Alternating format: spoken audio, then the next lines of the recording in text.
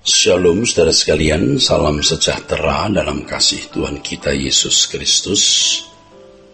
Kebenaran hari ini harus bertindak.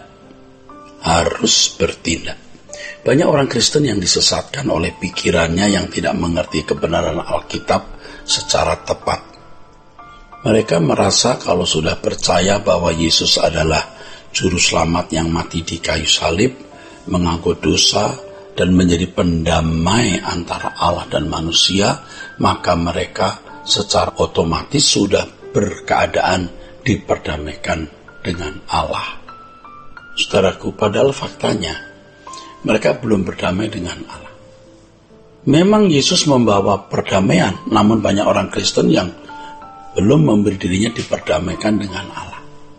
Secara nalar mereka merasa sudah diperdamaikan dengan Allah, tetapi kenyataannya dari perilaku hidupnya menunjukkan bahwa mereka adalah seteru atau musuh Allah.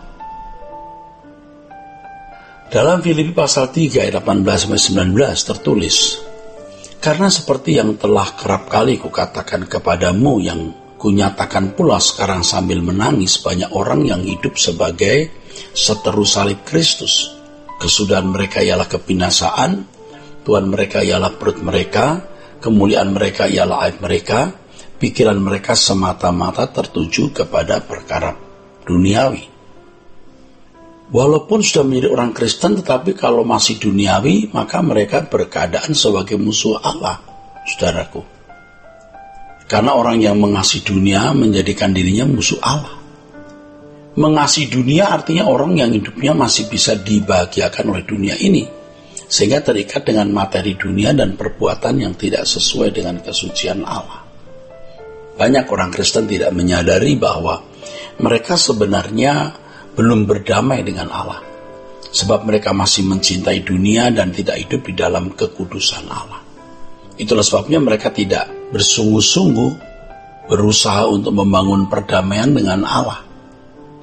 Pada waktu merayakan Natal pada bulan Desember, semua orang Kristen mengatakan bahwa Yesus telah datang ke dunia. Kedatangannya menyelamatkan manusia. Semua juga mengucap syukur dalam suasana euforia sukacita merayakan kedatangan Sang Juru Selamat. Dari kehebohan dan hingar-bingar serta kemeriahan Natal yang dirayakan, dikesankan mereka semua sudah memiliki keselamatan, saudaraku. Sudah memiliki perdamaian dengan Allah. Padahal faktanya banyak dari mereka yang belum berdamai dengan Allah atau tidak memberi diri untuk diperdamaikan dan diselamatkan. Banyak orang Kristen berpikir bahwa keselamatan diterima secara otomatis ketika seseorang mengakui bahwa Yesus adalah juru selamat. Kemudian mereka merasa sudah berdamai dengan Allah karena mengakui Yesus adalah sarana pendamaian antara Allah dengan manusia.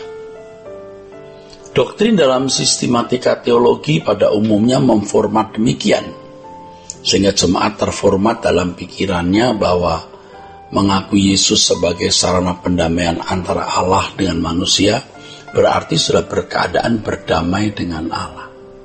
Ini sebuah pengajaran yang menyesatkan. Tetapi pada umumnya teolog dan jemaat yang mendengar ajarannya berpandangan demikian juga. Keadaan ini menempatkan mereka menjadi orang yang beragama Kristen tanpa perdamaian dengan Allah atau tanpa keselamatan. Keadaan ini mengkondisi mereka tidak mengerjakan keselamatan sehingga kehidupan mereka tidak dikembalikan ke rancangan Allah semula. Sungguh sangat mengerikan, saudaraku. Seolah-olah Allah sendiri diam atau senyap. Seakan-akan Allah sendiri diam atau senyap, saudaraku sekalian. Nah, ini yang kita harus serius memperhatikan hidup kita. Kalau seorang tidak sungguh-sungguh memeriksa diri dan mengoreksi diri dengan seksama, dia tidak akan pernah mengenal siapa dirinya. Sampai mati, saudaraku, akan gagal mengenal dirinya dengan baik. merasa dirinya sudah berdamai dengan Allah, merasa dirinya sudah selamat, padahal belum. Kita harus melihat bahwa perdamaian dengan Allah memiliki dua aspek. Pertama, ketika masih belum mengenal Yesus, Yesus sudah mati bagi kita. Ini adalah perdamaian dari aspek secara pasif, saudaraku. Kedua, ada tanggung jawab dari pihak kita untuk memberi diri didamaikan dengan Allah. Dengan usaha mengubah diri, yaitu tidak mencintai dunia dan hidup dalam kekudusan Allah. Ini adalah aspek yang lain, aspek aktif. Kenyataannya yang kita saksikan dalam kehidupan banyak orang Kristen, saudara. Mereka tidak mengerti adanya tanggung jawab ini. Ya, mereka tidak mengerti adanya tanggung jawab ini. Nah, ini tragis sekali, saudara. Banyak orang Kristen merasa sudah diperdamaikan dengan Allah, sehingga tidak ada usaha yang sungguh-sungguh di dalam mengisi hidup kekristenannya untuk melakukan perdamaian dengan Allah. Padahal keadaan mereka belum berdamai dengan Allah sesuai yang dimaksud Alkitab. Dengan keadaan ini banyak orang Kristen sedang menuju kegelapan abadi, bukan hanya orang di luar Kristen, tetapi orang Kristen sendiri yang tidak memberi diri diperdamaikan dengan Allah, mencintai dunia, masih hidup dalam dosa, itu menjadikan dirinya musuh Allah. Banyak orang Kristen hanya melihat satu aspek pasif. Allah yang mengerjakan keselamatan, lalu manusianya menerima saja. Orang-orang Kristen seperti ini ya, menunjukkan bahwa mereka hanya melihat satu aspek dari perdamaian itu, yaitu aspek secara pasif. Bahwa Allah telah mendamaikan dirinya dengan manusia pada waktu manusia masih berseteru, saudaraku.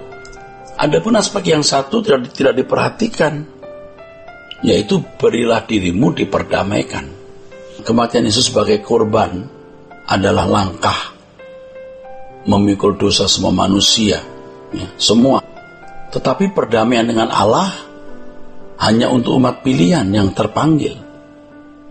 Itulah sebabnya panggilan untuk sempurna seperti Bapa, serupa dengan Yesus, hanya diberikan untuk umat pilihan.